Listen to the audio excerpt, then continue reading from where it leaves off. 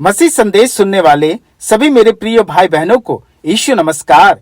मेरे प्रियो, मसीह संदेश में आज हम यीशु की माता मरियम के जीवन को देखेंगे कि हम स्त्रियों के जीवन में यीशु की माता मरियम का क्या प्रभाव है।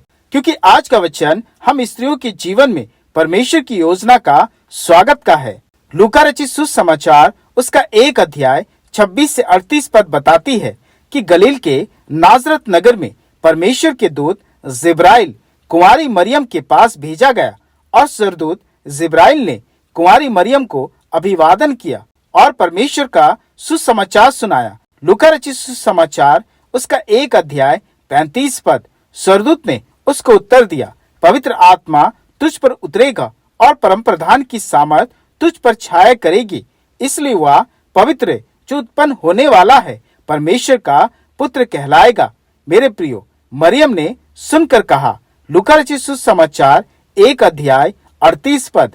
मरियम ने कहा, देख मैं प्रभु की दासी हूँ, मुझे तेरे वचन के अनुसार हो। मेरे प्रियो, दोनों वचनों पर गौर करने पर पता चलता है कि जब मरियम ने परमेश्वर का संदेश सुनी तो उसने अपनी सहमति व्यक्त नहीं की कि मैं सहमत हूँ परमेश्वर की योजना में कि मैं प्रभु यीशु की माता बनूंगी, बल्कि मरियम ने इस संदेश को स्वीकार किया कि देख मैं प्रभु की दासी हूँ, मुझे तेरे वचन के अनुसार हो। मरियम के वाक्य स्वीकार को दिखाती है, ना कि सहमति को।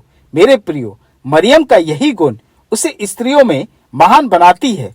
उसने अपने आप को योग्य नहीं समझा, बल्कि उसने स्वीकार किया कि उस पर परमेश्वर की दया और अनुग्रह हुआ है।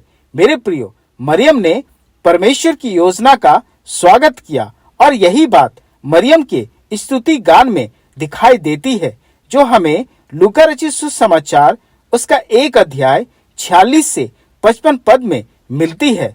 लूका रचित सुसमाचार उसका 1 अध्याय 46 से 48 पद। तब मरियम ने कहा, मेरा प्राण प्रभु की बड़ाई करता है और मेरी आत्मा मेरे उद्धार करने वाले परमेश्वर से आनंदित हुई है, क्योंकि उसने अपनी दासी की दीनता पर दृष्टि की है। इसलिए देखो, अब से सब युग युग के लोग मुझे धन्य कहेंगे।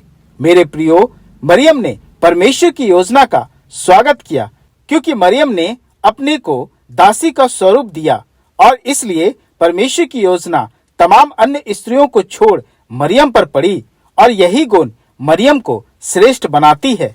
मेरे प्रियो, आज परमेश्वर ऐसी स्त्रियों को बुलाते हैं जो परमेश्वर की बुलाहट को सहमति नहीं देते बल्कि स्वीकार करते हैं, क्योंकि परमेश्वर हम स्त्रियों के गुण, स्वभाव, रंग रूप को नहीं देखते, बल्कि हमारा हृदय, नम्रता और परमेश्वर के प्रति प्रेम को देखते हैं। मेरे प्रियो, हम अपनी योग्यता के कारण नहीं बल्कि परमेश्वर की दया, अनुग्रह और सच्चाई के कारण उसकी योजना के अंग बनते हैं। इसलिए हम स्त्रियों को मरियम की तरह गुण रखना चाहिए और परमेश्वर की योजना का स्वागत करना चाहिए। और इस बड़े दिन के अवसर पर आपके जीवन में आने वाली है परमेश्वर की बड़ी योजना। परमेश्वर अपने वचन के द्वारा तमाम विश्वासी बहनों को आशीषित करे। आमीन। आइए हम प्रार्थना करें। हे पिता, धन्यवाद करते हैं आज के तेरे आशीष में वचन के लिए कि हम स्त्रियों को तूने मरियम की तरह आशीषों और सर्वोच्च पदों के लिए बुलाया है, सम्मान के लिए बुलाया है, अपनी योजनाओं को पूरा करने के लिए बुलाया है। हे पिता, इस घड़ी मैं अपने सभी माता बहनों के लिए प्रार्थना करता हूँ कि तूने इस बड़े दिन के अवसर पर अपनी बेटियों को अपने आशीषों के लिए चुना है कि वे तेरी आशीष कर्मों में, योजनाओं में, पदों में शामिल हो। हे पिता, इस बड़े दिन के अवसर पर अपनी बेटियों पर उद्धारकर्ता यीशु मसीह की महिमा उतरने दे कि वे मरियम की तरह धन्य कहलाए।